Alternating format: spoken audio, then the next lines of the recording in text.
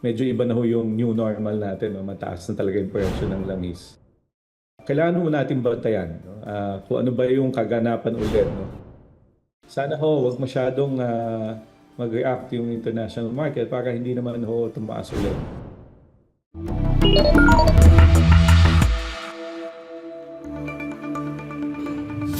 Pilipinas, gising na! Kahapon po, inanunsyo mismo ni Pangulong Bongbong Marcos ang pansamantalang pagsuspindi sa excise tax sa LPG at kerosene. At ngayong araw din po may rollback din tayo sa presyo ng produktong petrolyo. Sa diesel aabot sa mahigit 20 pesos ang bawas. Halos 5 piso naman sa gasolina at sa kerosene, halos 9 na pisong tapyas. Ano naman kaya masasabi ng mga kapuso natin tungkol dito? Malaking bagay din yun sa amin. Pero kulang pa rin. Dapat tuloy-tuloy. Wala ko parang hindi sasapat talaga eh. Sa taas kasi ng gas talagang medyo kapos pa rin Okay lang po yun kasi parang dagdag na rin kasi hirap na rin kami sa biyahe namin Makadagdag din sa amin ng kunti lang. Pero kung sa kulang pa sa pangkurudo yan. Mas maganda pa na bumaba pa yung diesel. Yun ang namin ngayon Kasi kita namin ngayon, hindi na umabot sa 500 kada araw yung hindi tulad dati. Sana po ibalik na yung dating presyo ng diesel para hindi naghihirap yung taong bayan. At yan po ang ating pag-uusapan, lilinawin, hihimayin. On record, sa unang hirit. At ngayong umaga, makakasama po natin, former DOE Undersecretary at Executive Board Member ng Philippine Energy Research and Policy Institute, Attorney Jay Layog. Attorney Jay, long time, sir. Good morning. Thank you for joining us. Good morning, Ivan. Magandang umaga sa lahat ng nanonood at sa lahat ng iyong fans. Fans, tagapanood lang po. Attorney, we are on record now. Kahapon nga inanunsyo ni Pangulong Bongbong Marcos yung suspension ng excise tax. Yun nga lang sa LPG at kerosene pa lang. Linawin nga natin, Attorney, ano ba nakikita natin immediate effect nito? I know, hindi ho ito babawas pa today, Hindi pa naman. Baka kasi may bumili ngayon ng LPG o kerosene, magtaka bakit hindi pa effective yung bawas presyo. Well, yung sa excise tax po sa LPG kerosene, effective ho kaagad, as of April 13. Yun ho yung kagandahan. So, dapat ho, madaman nyo na ho, pag bumili kayo, may bawas na ho na 3.36 per kilogram sa LPG, tapos 5.60 po sa kerosene. Immediate po siya. Immediate po ba? Opo, yan po yung sinasabi nila. Oh. Opo. Ang understanding ko, ang excise tax ay magiging effective April 14, pero ito ho for incoming imports. Well, yan ho yung pinag-uusapan na paano nila i-implement. Pero yung anunsyo ni Pangulo po, effective immediately. So, abangan na lang ho natin how they will implement it. Kahapon ho sa Kongreso, pinag-uusapan ho itong inventory. Okay. Pwede naman ho kasi yung application niya kaagad. At okay. Kung meron ng naibayad na excise tax dyan, pwede naman ang suggestion po kahapon ng mga congressmen natin ay i-tax credit na lang para immediate ho yung application. Okay. So, ibig sabihin, for example, today, meron tayong rollback. For kerosene, I think it's about 20 pesos. So, dagdag pa na bawas itong 560 na excise tax. Opo. Tama? Tama po. Dagdag. In addition pa ho yan dun sa rollback today. Magandang balita pala to, Attorney Jay. Pero ito ho, 336 per kilo for LPG. That's about 37 pesos daw sa karaniwang 11 kilogram tank at 560 per liter for kerosene. Parang, of course, we can expect people to say, ang late naman ito relative to increases. Well, hindi naman po dahil yung pagtaas ho ng presyo o pagbaba ay week on week natin tinitingnan. Depende ho kung ano yung galaw ng presyo ng oil in the international market. So, yung last week ho, nakita nyo, the reason why bumaba this week or today, dahil last week ho, nag-anunsyo yung US and Iran ceasefire. So, immediately ho, nag-react ang buong mundo. Right. Hoping na magkaayusan na, bumaba ka agad. Abangan naman natin this week kung ano na naman ang mangyayari at yan ho yung magiging paggalaw next week. Attorney Jay, sa diesel at gas, wala pang desisyon dito sa excise tax. Ang sabi na iba, hindi ba dapat ito yung inuna kasi ito yung mas karaniwang ginagamit ng nakararami sa atin? Opo, yan po yung sinusulong kahit kahapon ho, lahat po na ating mambabatas.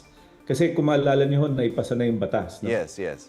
Allowing the president to cut down the excise tax. No? Yan ho yung sinusulong nila. Ngayon, ang pinapaliwanag naman ho ng executive ay tinitingnan nila kung kaya ba nating bawasan nga yung excise tax. Kasi kabawasan din ho yan sa koleksyon. No? At yung koleksyon naman ho, ang ayon ho sa executive, ginagamit ho nila pantulong sa mga nangangailangan. It's a targeted subsidy. So, medyo balancing act po ang ginagawa ng Malacanang no, relating to this. Attorney Layog, malakas din po yung panawagang isuspend pati yung VAT. Pero may dalawang bagay po sinasabi Malacanang dito. Una, wala raw kapangyarihan ng Pangulo na isuspend ito. At pangalawa, yung bottom line nga dyan, tulad na nababanggitin nyo, yung revenue impact. Dahil itong collection na to, yun naman ang ginagamit for subsidies. Unahin po natin yung power to suspend. Paano nga ba ang proseso nito? Kailangan talaga ng legislation dito, ano? Kailangan po ng batas. No? Kahapon po, again, no, nag-attend po tayo dun sa House hearing.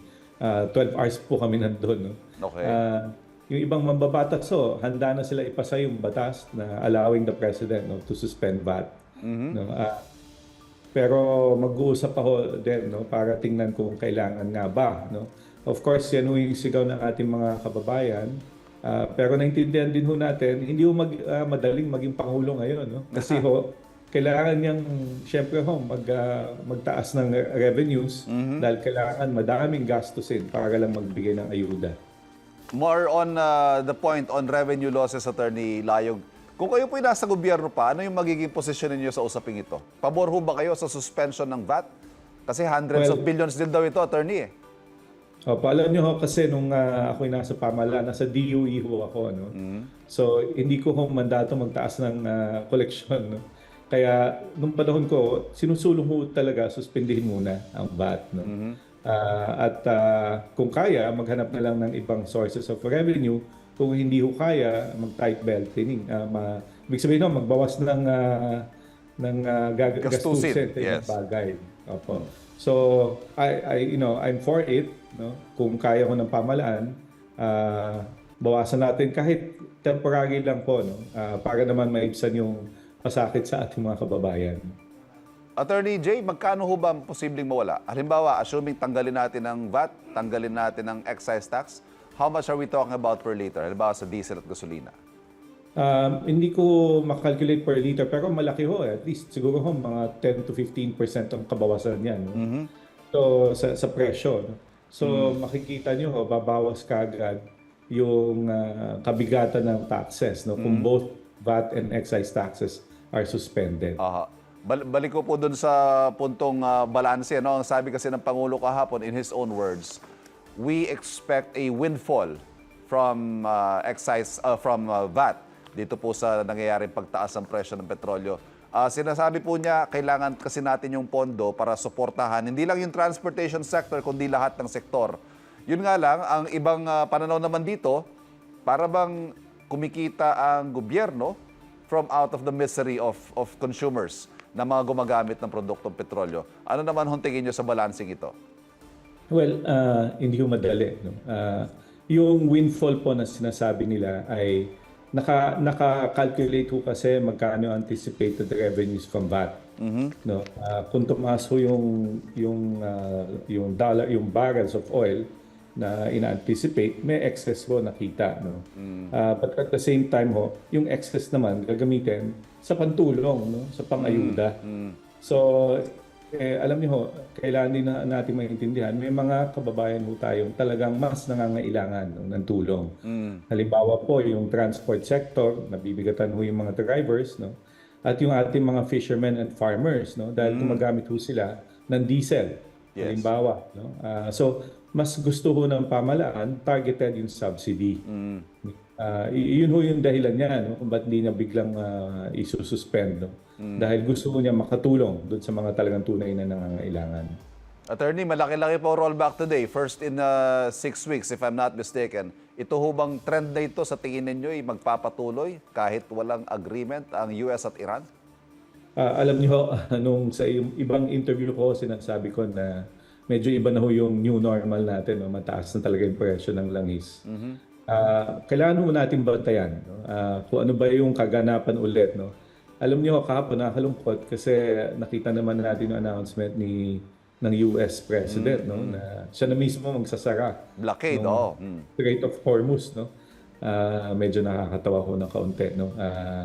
Kasi ayaw na ho natin ng ganyang balakid dun sa passage of oil. No, ngayon nag-react na naman ho kahapon yung market, tumaas na naman ho ng kaunti. No, ang oil prices. Tingnan ho natin, meron pa ho tayong Tuesday to Friday. Sana ho wag masyadong mag-react yung international market para hindi naman ho tumaas ulit. Attorney, let's talk about the interventions implemented so far. Nariyan po yung mga subsidies, may mga short-term solutions. Halimbawa, itong suspension nga na excise tax. But in the long run, kung sakali nga pong hahaba pa itong crisis na to, ano pa kaya ang pwedeng policies o solutions na pwede explore ng gobyerno? Alam niyo sa hanay ng transportation, matagal na ho natin sinusulong na sana ho magpalit na tayo ng sasakyan. Okay. No, kasi masyado tayo reliant sa diesel. No?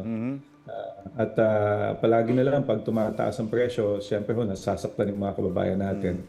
Sana ho mag-electric vehicle na. No? Yun ho yung talagang palaging sinusulong ko. Panahon pa nung nandun ako sa pamahalaan. Kasi ho, kung electric vehicles lahat yan, di wala akong gasolina o diesel na kailangang gastusan. No? So, yun ho, pinaka-fundamental na paradigm shift na kailangan natin gawin. No? Mag-electric vehicles na tayo, wag na tayo umasa ko sa langis. Demand management, ika nga ano, kasi pag nag-electric tayo, bababa na ang demand for Tama crude. po. Attorney Jay, sir, maraming salamat po for joining us this morning. Salamat, Ivan, at magandang umaga po sa inyong lahat. Nakasama po natin Attorney Jay Layog ang mga issue pinag-uusapan, lilinawin at hihimayin natin yan on record sa unang hirit.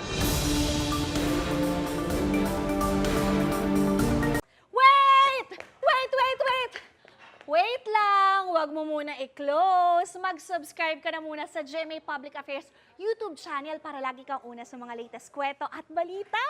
I-follow mo na rin ang official social media pages ng Unang Hirit. Thank you. O sige na,